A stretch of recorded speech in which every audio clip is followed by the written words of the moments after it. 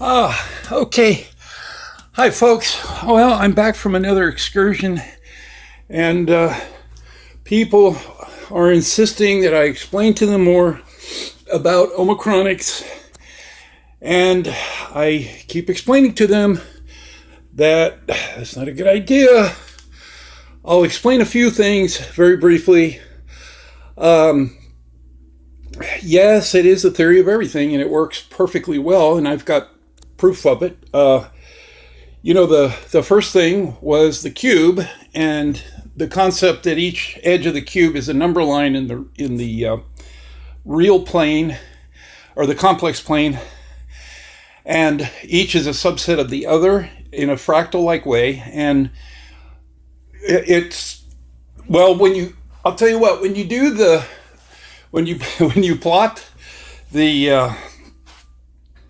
plot it immediately locates all the prime numbers as far up as you want to go. It doesn't really matter. And then you can split the cube up into eighths, and you're 8 times more powerful. And I mean, for a 64-bit computer, it's like it takes moments to compute any large prime. It's pretty much instantaneous. I mean, it's virtually just a few simple things. But the cube allows things to be broken apart in such a way, but it appears that the cube is actually tied in to the way things are complex in the first place. So things are complex for a reason.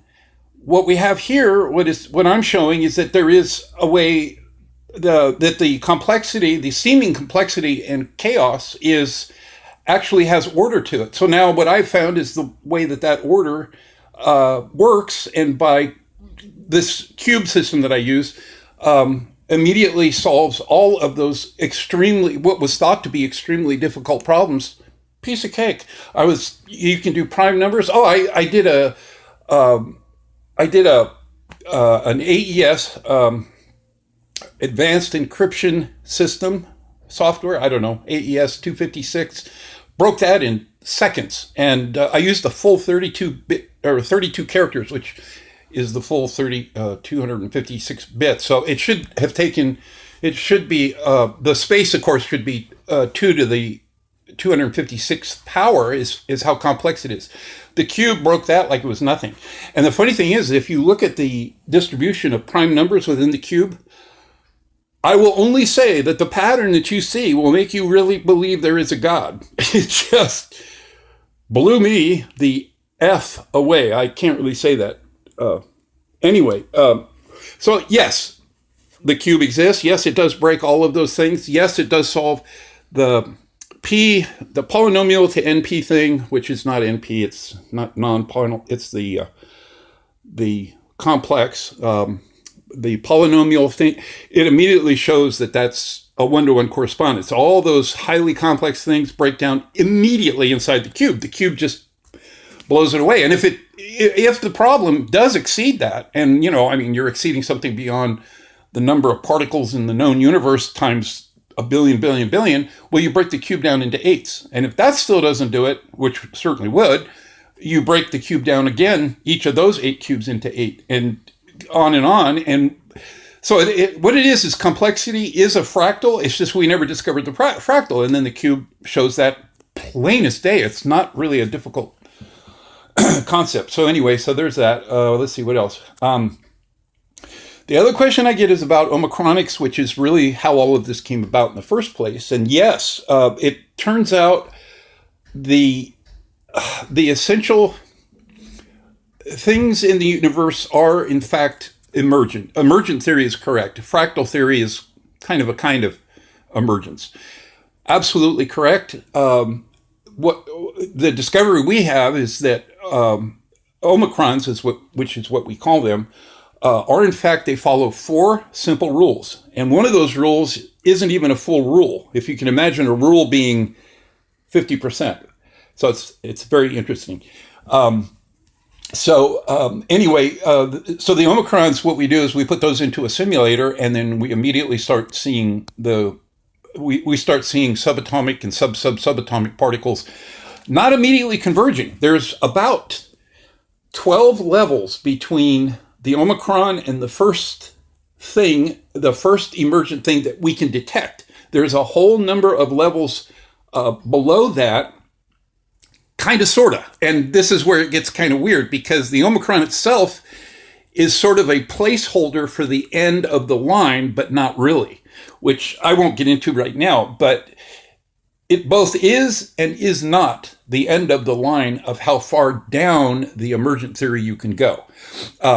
It can easily be shown to be split apart, which is hence exactly why I invented the cube system itself. The cube system came out of that as a way to solve that problem, which turned out to solve exceptionally complex problems very, very rapidly. So it sort of contained the answer for how to solve it within itself, which enabled me to create the cube, which then enabled me to look back on the process itself. So there's almost like this reverse fractal where one touches another, which goes back to another, and it sort of oscillated like that. And depending on the number of oscillations is, of course, pretty much the definition of what complexity is. And once you understand that those oscillations, how those are implemented, and you put them into the cube, the oscillations in very short order can take enormously complicated problems and immediately square them away real quick. So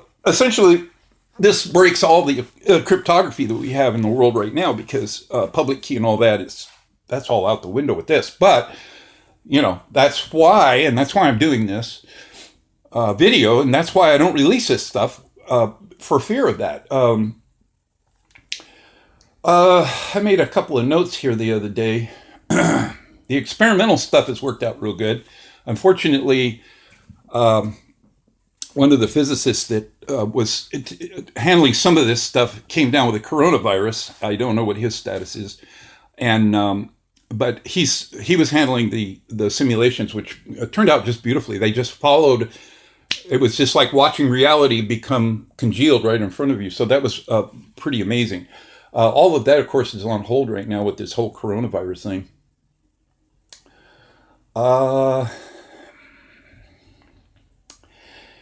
Anyway, I think for now that's about all I can say. Now, everybody's saying, well, what are the consequences? What can we get out of this? How about the benzyl? Well, okay, so the benzyl, which if you utilize Omicronics and the cube, you immediately are able to create incredible inventions that come out of that. One of them that I've always been interested in is control of gravity and propulsion, for propulsion purposes, especially, ability to go faster than the speed of light and that sort of thing. And so, so anyway, and basically the benzyl is a longitudinal, it's a conductor, a long thin conductor that is spun around its longitude. So it's on its length. A cluster of those is put together, and essentially what you have is we'll call it, the best way to describe it is a Higgs field fan. But it's not just a fan, because not only does it put out a reactionless beam of acceleration, which can move any object in its path, it also moves the Higgs field, so that you can't go faster than the light. You can't go faster than light, but you can make the speed of light go faster. So what happens is that by moving the Higgs field along with this whole system and putting a spaceship inside of the benzyl field itself, not only are you accelerating the ship, you're also accelerating the Higgs field. So now the speed of light has changed. It goes up.